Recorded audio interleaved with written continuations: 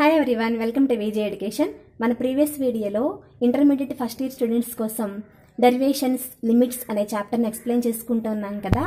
Introduction explain చేశాను, derivations ఎలా form అవుతాయో ఎక్స్ప్లెయిన్ చేశాను. ఈ వీడియోలో లిమిట్స్ గురించి కొన్ని ఇంపార్టెంట్ సమ్స్, ఫార్ములాస్ నేర్చుకుందాం. నెక్స్ట్ వీడియోలో డెరివేషన్ గురించి, డెరివేషన్ సమ్స్ నేర్చేసుకుందాం. నా ఛానల్ని ఫస్ట్ టైం చూసినట్లయితే సబ్స్క్రైబ్ చేయండి, లైక్ చేయండి, షేర్ చేయండి. Thanks for watching. Okay students, మన ప్రీవియస్ వీడియోలో లిమిట్స్ ఎలా ఫామ్ అవుతాయో తెలుసుకున్నాం కదా. అంటే rate of change in minute change in x axis and rate of minute change in y axis, అంటే డెల్టా వై, డెల్టా ఎక్స్ ఇవి రెండు కూడా ఒకే పాయింట్ వద్ద మనకు కలుసుకున్నప్పుడు, కో ఇన్సిడెన్స్ అయినప్పుడు ఆ పాయింట్నే మనం లిమిట్ అని చెప్పుకున్నాం కదా. సో ఆ వీడియోని ఇక్కడ నేను మళ్ళీ మీకు ఒకసారి ఎక్స్ప్లెయిన్ చేస్తున్నాను, చూడండి. సో లిమిట్ అంటే డెఫినేషన్ తెలుసుకున్నారు కదా. ఇక్కడ కొన్ని ఇంపార్టెంట్ సమ్స్ ఇచ్చారు.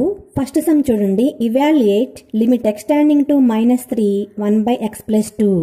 అంటే 1/x+2 అనే ఫంక్షన్ ఇచ్చారు.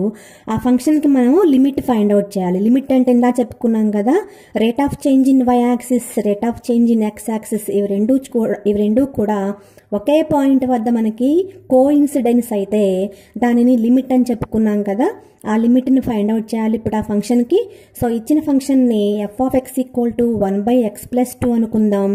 అయితే ఇక్కడ పక్కన x ≠ -2 అని రాసాం. ఎందుకని?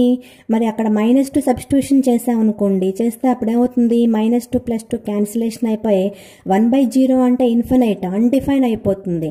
అంటే అక్కడ -2 అనేటువంటి వాల్యూ తప్ప మనం -3, -1 అలా ఆ వాల్యూస్ ఏవైనా కూడా మనం సబ్స్టిట్యూషన్ చేసుకోవచ్చు.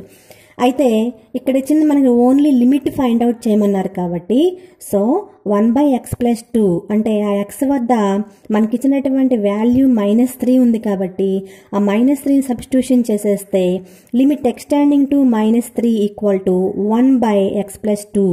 సో 1/-3 + 2 = 1/-1 = -1. సో ఇచ్చినటువంటి ఫంక్షన్కి మనకి x = -3 వద్ద దాని యొక్క హద్దు లిమిట్ ఎంత వచ్చింది, -1 అనేటువంటి పాయింట్ వచ్చేసింది. ఓకే, నెక్స్ట్ సమ్ చూడండి, limit extending to 1 x+2 × 2x + 1.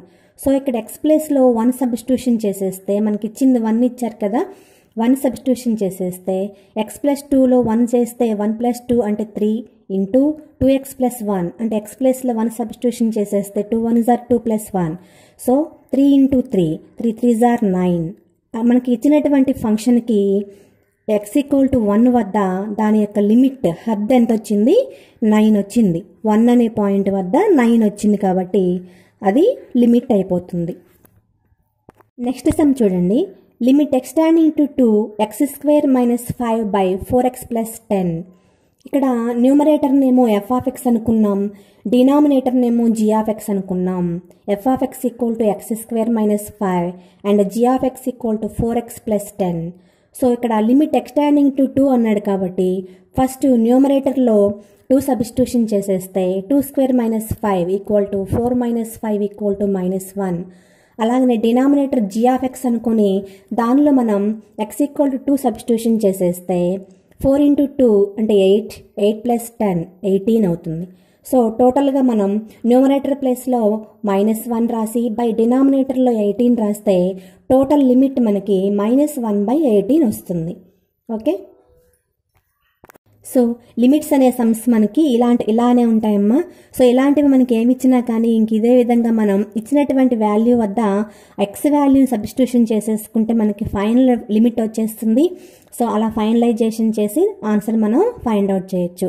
Next వీడియోలో డెరివేషన్కి సంబంధించినటువంటి ఫార్ములాసు, సో డెరివేషన్కి సంబంధించినటువంటి అన్ని ఫార్ములాసు, సమ్స్ ఎక్స్ప్లెయిన్ చేస్తాను. నెక్స్ట్ వీడియోలో మరింత ఇన్ఫర్మేషన్తో మీ ముందుకు వస్తాను. Thanks for watching.